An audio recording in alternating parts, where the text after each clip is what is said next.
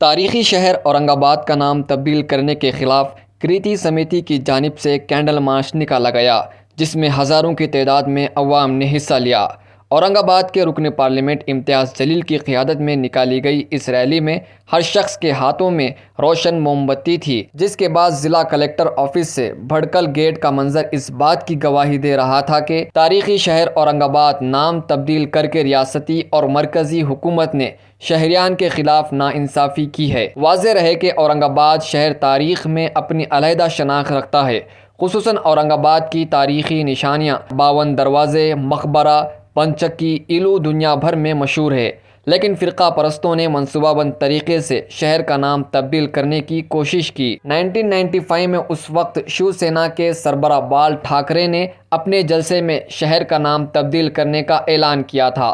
تاہم supreme court سے stay ملنے کے بعد یہ معاملہ تھم گیا تھا، لیکن اس بار تمام قانون کو بالائے طاق رکھ کر ریاستی حکومت نے گھٹیا سازش کے تحت تاریخی شہر کا نام تبدیل کر دیا ہے، جس کو لے کر یہ بڑے پیمانے پر اورنگ آباد میں احتجاج دیکھا جا رہا ہے۔ ایک بات کہتا تھا اور ایک بار پھر سے دوہرا رہا ہوں،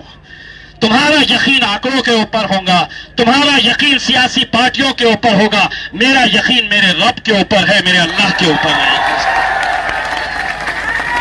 ہم کوشش کریں گے، ہم محنت کریں گے، ہم لڑیں گے، جہاں جہاں پر موقع ملے گے ان پورے موقعوں کا ہم استعمال کریں گے۔ ایک لڑائی اگر میدان میں لڑنی ہے، راستے کے اوپر لڑنی ہے، تو دوسری لڑائی ہائی کورٹ کے اندر بھی جاری ہے، دوسری لڑائی اب ہم سپریم کورٹ تک لے کر جانے والے ہیں، اور یہ لڑائی اگر جیتنا ہے تو اس کے لیے دعاؤں کے ساتھ دعاؤں کی بھی بہت ضرورت ہوتی ہے۔ اور میں خاص طور سے اپنی ماؤں اور بہنوں کو یہ کہنا چاہتا ہوں، لوگ کہتے ہیں کہ امتیاز جلیل دعاؤں سے تو ہار گیا تھا لیکن دعاؤں سے جیت گیا،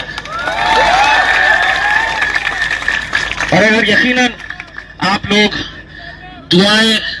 دعائیں کریں تو میرے حساب سے یہ ہمارا جو آندولن ہے